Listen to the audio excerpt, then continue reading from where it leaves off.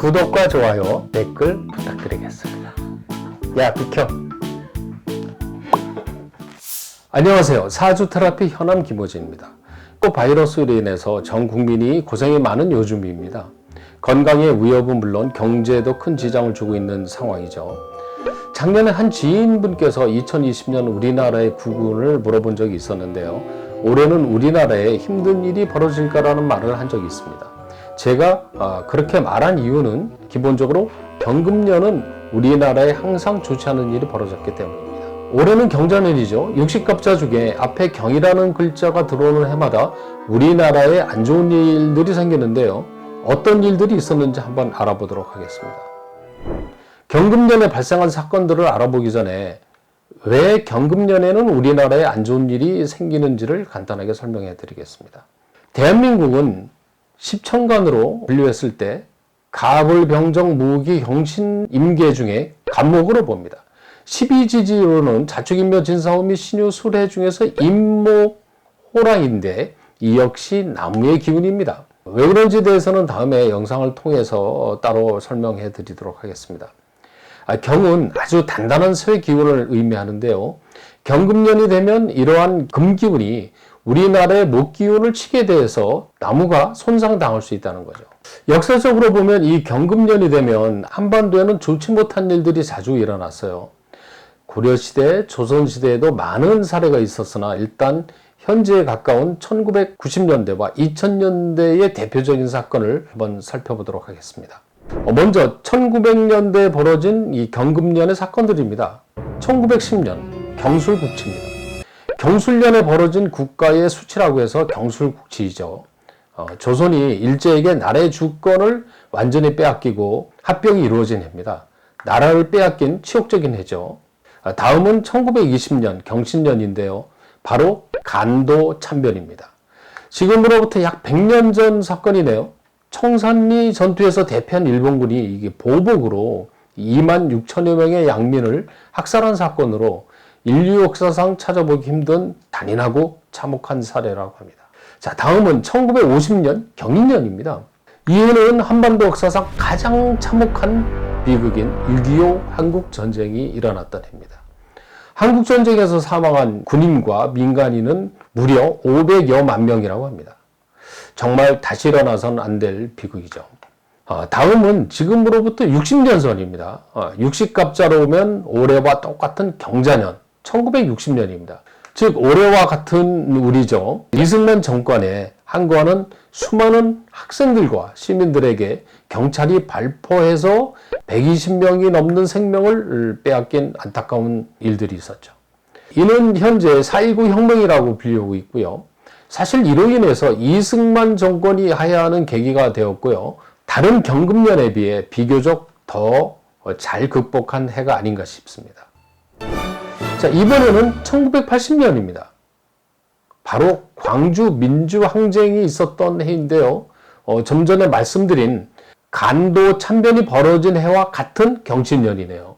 전두환 정권 때 군부 개입군의 폭력 진압으로 사망자와 행방불명자는 200명이 넘었고요. 부상자 등 피해자가 4,300여 명이나 되는 아주 비극적인 사건입니다.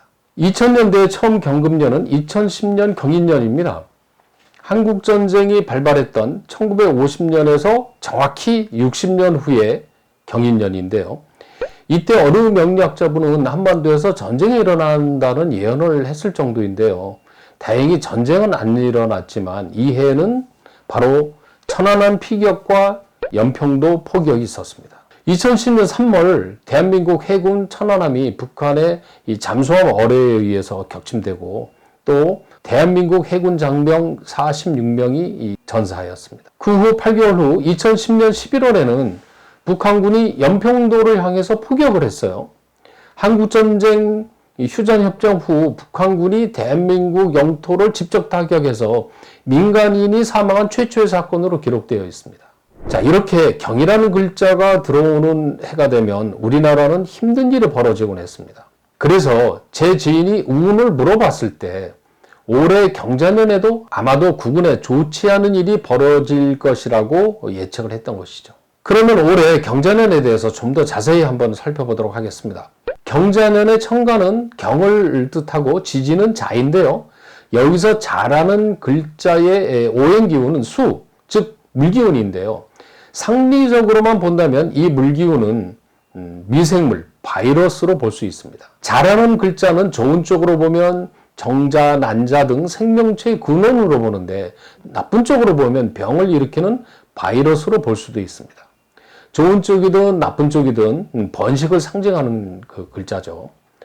그래서 이 경이라는 글자가 늘 대한민국에 이 침해를 가해왔는데요. 이 자라는 글자와 결합하면서 바이러스가 활개를 칠 수 있었던 것 같습니다. 그래도 다행인 것은 올해 경자년은 경금이 7살로 간목인 대한민국을 치고 있지만 자수가 인수, 즉 수생목으로 해서 물이 강목을 생해주는 기운으로 적용할 수도 있습니다. 즉 자라는 글자는 바이러스로 해석하기도 하지만 기본적으로 물기운이고 우리나라를 의미하는 간목과 인, 이 나무 기운이기 때문에 수생목, 즉 물의 기운이 우리나라를 도와주기도 한다는 뜻이죠. 60년 전인 1960년에 이승만 정권에 맞서 4.19 혁명으로 인해 민주화가 더 빨리 이루어진 것처럼 2020년에도 국민들이 단합해서 대한민국을 위협하는 악재에 맞선다면 좋은 결과로 이어질 것으로 생각됩니다. 여기서 60년이라는 것이 매우 중요한 건데요. 다들 환갑 또는 회갑 들어보셨죠? 자신이 태어난 해가 다시 돌아오는 것인데 연운이 동일해진다는 겁니다. 요즘 말로 인생 2회차가 된다는 거죠. 마찬가지로 4.19 혁명의 해와 올해 2020년은 같은 운이 들어온다는 뜻이고요.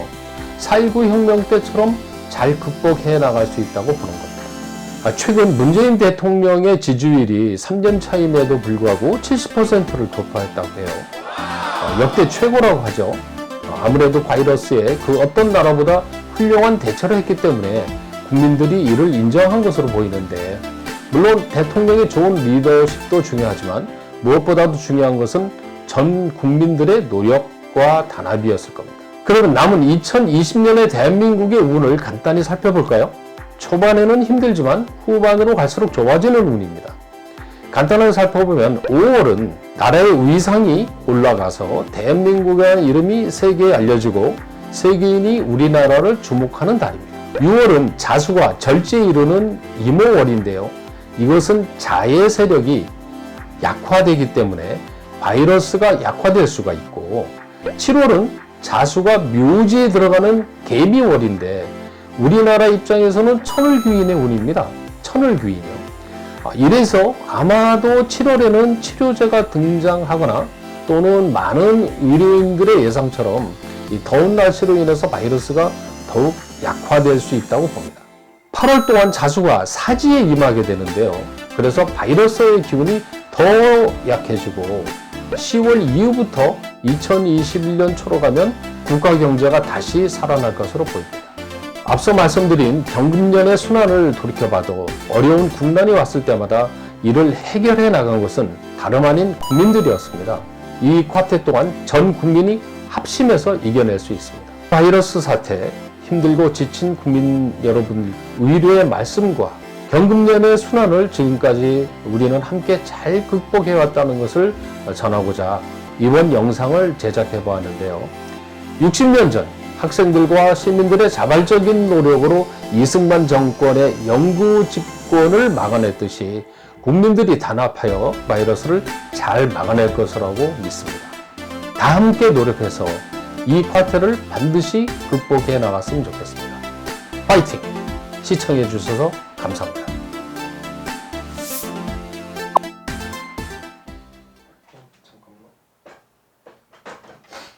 어쨌든 이거의 사용법을 지금 알았다. 그리고 이게 몇 포인트인가 한번 봐봐. 이거 좋은데? 크기요? 응. 지금이 제일 괜찮지. 제일 좋은데? 근데 이제 토비가 아빠 앞에서 이렇게 자고 있어. 사진 하나 찍어야지 안 되겠다. 내가 찍으려 했는데 내 폰이 여기 있어.